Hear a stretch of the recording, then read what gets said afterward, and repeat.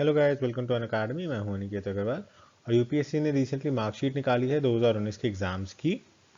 तो पहले आप सबको पता है कि सुप्रीम कोर्ट में मैटर पेंडिंग था, तो उसके बाद ये फाइनल मार्कशीट जो आई है, अब उसके हिसाब से हम एक एवरेज सिनारियो में देखेंगे कि अगर एक एवरेज स्टूडेंट को कितने मार्क्स चाहिए हर एक सब्जेक्ट के अंदर, GS1, GS2, GS3, GS4 के अंदर, प्लस एसएस के अंदर और ऑप्शनल के अंदर, जिससे कि वो मेंस को ईजिली क्वालिफाई कर सके।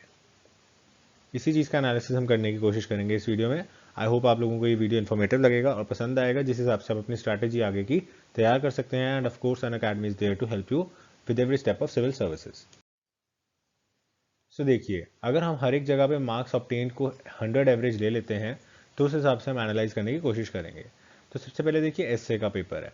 एसए का पेपर बहुत ज़्यादा स्कोरिंग होता है एंड किसी भी अगर आप टॉपर की मार्कशीट देखते हो तो आपको पता चलेगा कि एसए के पेपर के अंदर सबसे ज़्यादा मार्क्स जो है आप ऑब्टेन कर सकते हो। तो यहाँ पे आपका इनपुट जो है वो काफ़ी कम है, आउटपुट काफ़ी ज़्यादा है। इनपुट इसमें आपका जो डेली का करंट अफेयर्स है, जो GS1 2 3 4 के सब्जेक्ट्स आप पढ़ते हो, वो सारे के सारे ऑटोमेटिकली आ जाते हैं। प्लस जैसे मैं आपको करंट अफेयर्स कराता हूँ डेली, तो करंट अफेयर्स की वीडियोस के अंदर मैं आपको बताता हूँ कि इस टॉपिक को आप as a photo point use कर सकते हो। वो सारे के सारे फोटो पॉइंट्स आपके एसेज में जाते हैं। एक तो आपकी वर्ड लिमिट को ये ढंग से पूरा करता है, प्लस एग्जामिनर को ये भी लगता है कि इस बंदे को करंट अफेयर से रिलेटेड चीज़ें भी पता है, स्कीम्स भी पता है एंड सो ऑन। ऐसा नहीं है कि सिर्फ पेजेस भर रहा है या लाइन्स फालतू लिख रहा है। सिमिलरली सेकंड नंबर पे हाईएस्ट स्कोरिंग चीज़ आ जाती है आपकी एथिक्स।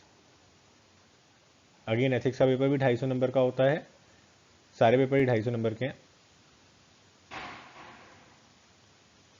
अब एथिक्स में भी आप अच्छा खासा स्कोर कर सकते हो, 100 तो आप लगा के चलिए मिनिमम मार्क्स यहाँ पे चले जाते हैं। एथिक्स में भी आपको सिर्फ कुछ मटेरियल पढ़ना है, बाकी सारा का सारा आपका एप्लीकेशन ऑफ माइंड है कि आप एक डिप्लोमेट की तरह, एक एडमिनिस्ट्रेटिव कैपेसिटी की तरह किस तरह से आंसर देते हो, मिडिल पास को चूज करके आंसर किस तरह से लिखते हो, एक बहुत ज़्यादा इमोशनल साइड या बहुत ज़्यादा प्रैक्टिकल साइड पे जो है इधर उधर नहीं जाते हो।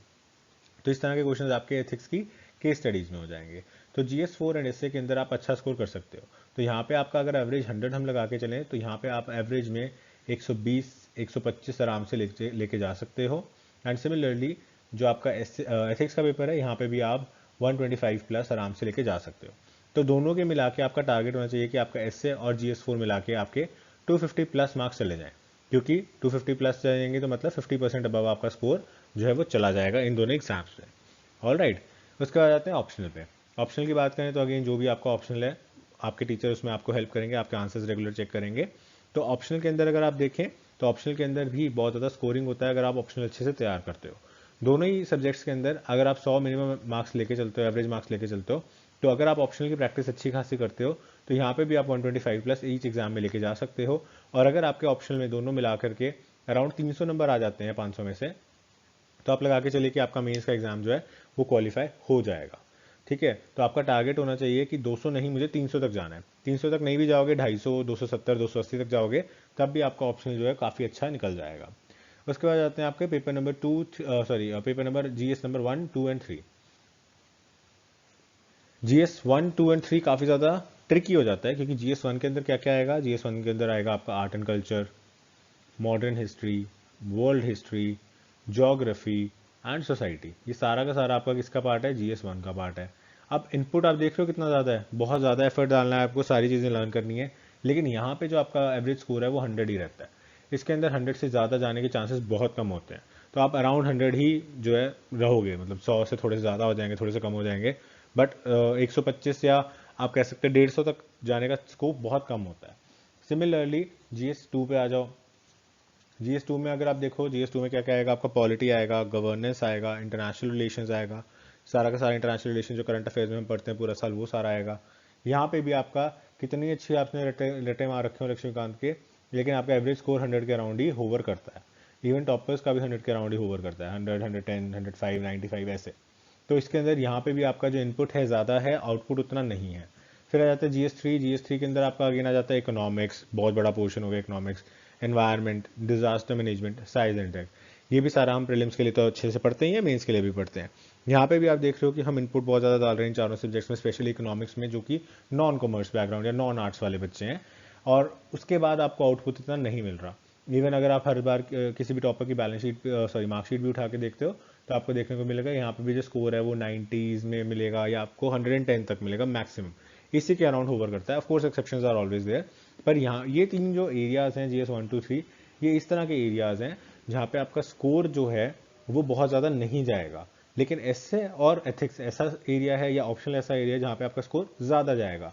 तो यहाँ पे आप लगा के चलिए कि 50% आ जाए तो बहुत बड़ी बात है, लेकिन यहाँ पे 50% से नीचे ही रहता है पर्सन।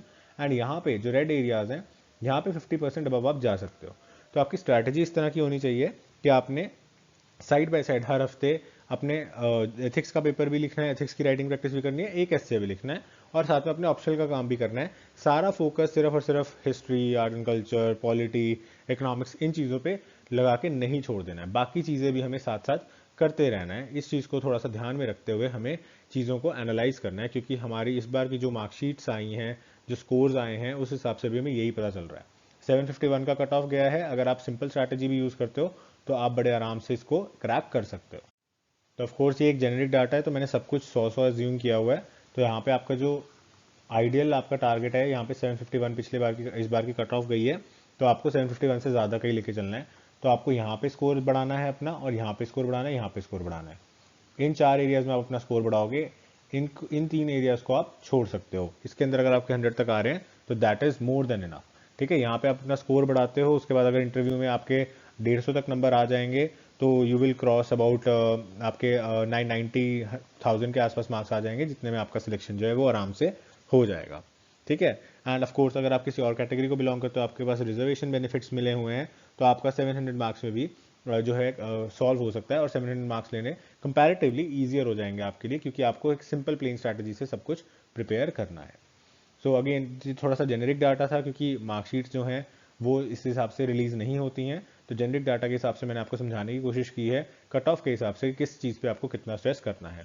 सो आई होप आपको कुछ आइडिया लग गया होगा एनालिसिस का, एंड डिटेल एनालिसिस आपको अनअकैडमी प्लस पे भी मिल जाएगा। लास्टली अनअकैडमी प्लस सब्सक्रिप्शन के मैं कुछ बेनिफिट्स आपको बता देता हूँ। एक तो आपको लाइव क्लासेस मिलेंगी at the comfort of your home, तो आपको कहीं जाना नहीं पड़ेगा। आपके ट्रांसपोर्टेशन कॉस्ट जो है और जो डिस्ट्रैक्शंस है उससे आप बच जाओगे।